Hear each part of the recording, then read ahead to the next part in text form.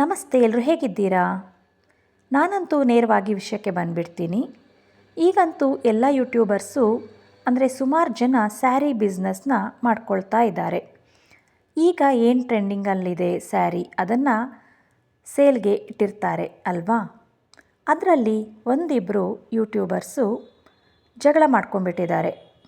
ಒಬ್ಬರು ಸೀರೆ ಮಾರಾಟ ಮಾಡೋರಾಗಿರ್ತಾರೆ, ಇನ್ನೊಬ್ಬರು ಸೀರೆ ಕೊಂಡ್ಕೊಳ್ಳೋರಾಗಿರ್ತಾರೆ.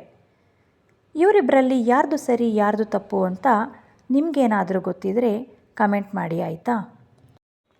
ನಾನಂತೂ ಹೇಳ್ತಾ ಇಲ್ಲ ಅಪ್ಪ ಯಾರ್ದು ಸರಿ ಯಾರ್ದು ತಪ್ಪು ಅಂತ. ನೀವೇ ಈ ವಿಡಿಯೋಗಳನ್ನು ನೋಡಿರ್ತೀರ ಅಲ್ವಾ? ಅದರಿಂದ ನಿಮಗೆ ಗೊತ್ತಿರುತ್ತೆ.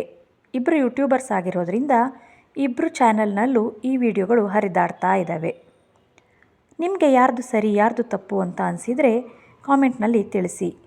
ಹಾಗೆ ಇದ್ರ ವಿಷಯವಾಗಿ ಏನಾದರೂ ಒಂದು ಗಾದೆ ಗೊತ್ತಿದ್ರೂ ತಿಳಿಸಿ, ಆಯಿತಾ?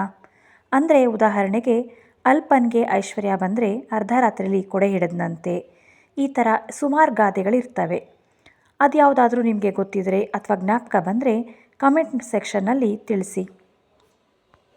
ಹಾಗೆ ಈ ಸೀರೆ ಜಗಳ ಎಷ್ಟು ದಿನ ಮುಂದುವರಿಯುತ್ತೆ ಅಂತ ನಾವು ನೋಡೋಣ ಅಲ್ವಾ? ಈ ವಿಡಿಯೋ ನೋಡಿದ್ದಕ್ಕಾಗಿ ತುಂಬ ಧನ್ಯವಾದಗಳು. Thank you.